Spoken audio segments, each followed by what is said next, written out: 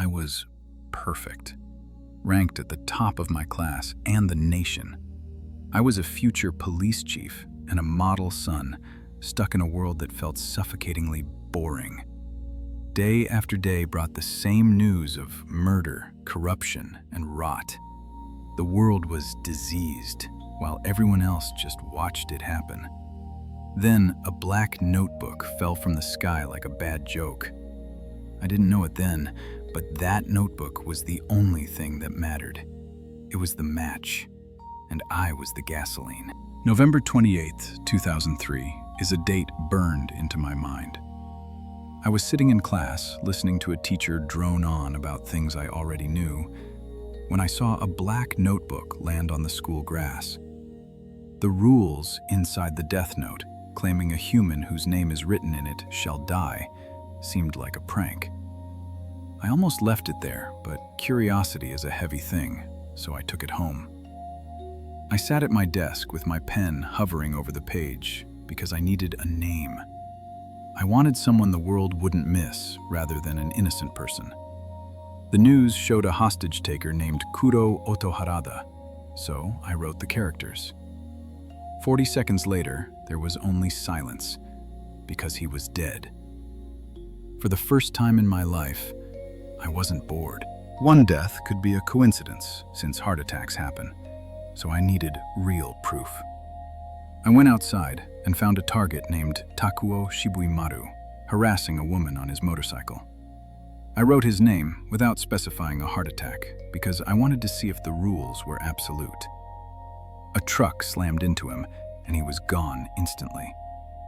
That was the moment the fear vanished, to be replaced by something colder. I realized I had the power of judgment.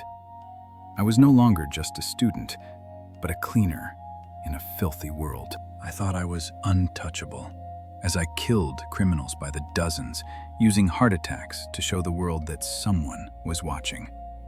They called me Kira, and I was a god in the making. Until the broadcast. A man named Lynd L. Taylor sat on TV, claiming to be the detective L, and called me evil. I was furious at the accusation, since I am the one saving this planet. I wrote his name in a rage and laughed as he died on live television. The screen cut to a black letter L, because the real L was still alive. Taylor was a criminal, used as a decoy. The broadcast was only in Japan's Kanto region, which meant I had just given away my location. That was my first mistake, and my first loss. I am telling you this story because history forgets the truth. You should subscribe to follow the full story and avoid missing the pattern. I then had to deal with the FBI. L sent 12 FBI agents to Japan, and one named Ray Penber started following me. He was annoying, but manageable, yet I couldn't simply kill him without pointing suspicion directly to me. I had to be smarter, so I learned his name and planned a date with a girl I didn't care about to create cover. I cornered him on the subway and forced him to use his transceiver to write the names of his colleagues on pages I had cut from the notebook. He died thinking he was saving himself while looking at my face as the train doors closed. I waved goodbye because this was about dominance rather than survival. I killed 12 FBI agents in one afternoon, a feat nobody else could accomplish. Penber made a mistake because he had a sharp fiancée named Naomi Misora, who was smarter than the police. She figured out that Kira could kill by means other than heart attacks and was walking to the police station to tell them. If she reached L, then I was finished, so I stopped her. I played the role of the innocent student and son of the police chief, but she gave me the fake name, Shokomaki. I almost wrote it and lost, but I kept talking. I offered her a chance to join the investigation and preyed on her grief until she showed me her license. I wrote her real name alongside the cause of suicide. She walked away to hang herself, where no one would ever find the body. She was the only one who actually scared me. The unthinkable happened when L showed his face and walked right up to me at Toho University. He had ragged hair with dark circles and bare feet as he whispered his identity. It was the boldest move I had ever seen as he invited me into the investigation. He literally chained himself to me for constant surveillance. It became a tennis match where every word was a serve and every glance a volley. I had to be the perfect friend while plotting his murder, even though he knew I was Kira. He just couldn't prove it, and I knew that he knew. We sat there eating sweets and discussing justice while waiting for the other to blink.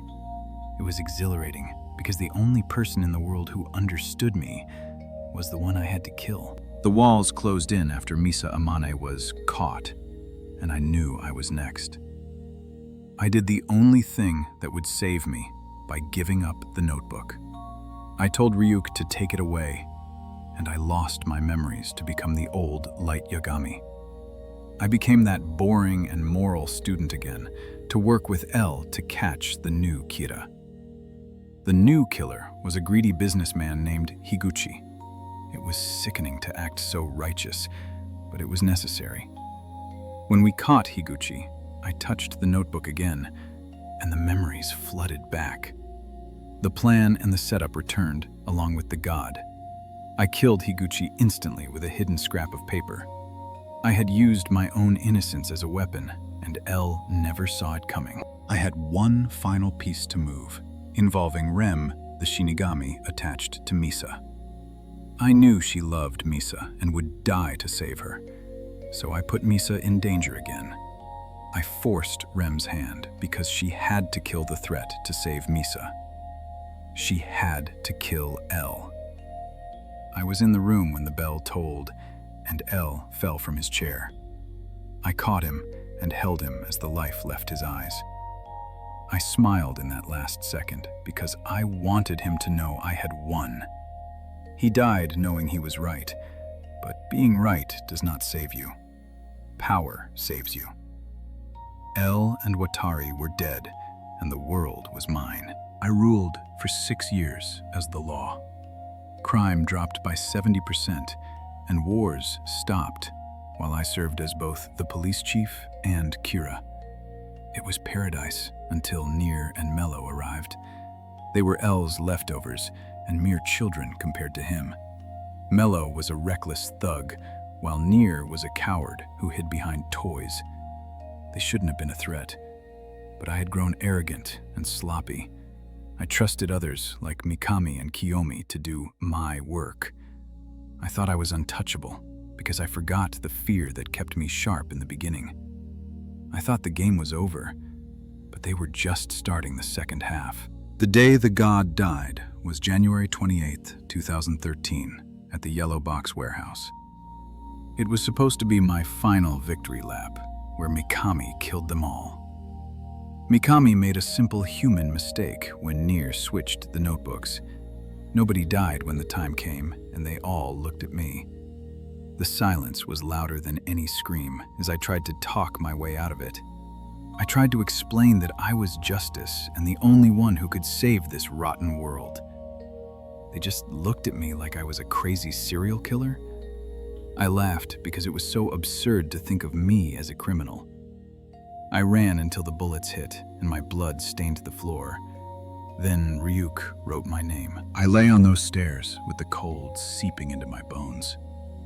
The heart attack began and dealt me the same judgment I had dealt to thousands. I saw L one last time as a hallucination in the sunset. I was not wrong, because the world needed me and still needs me. The rot will return and the wars will start again without Kira. My time is up, and I have gone from being the god of the new world to just a name in a book. You know where to find me if you understand what I tried to do. You should watch your back until then.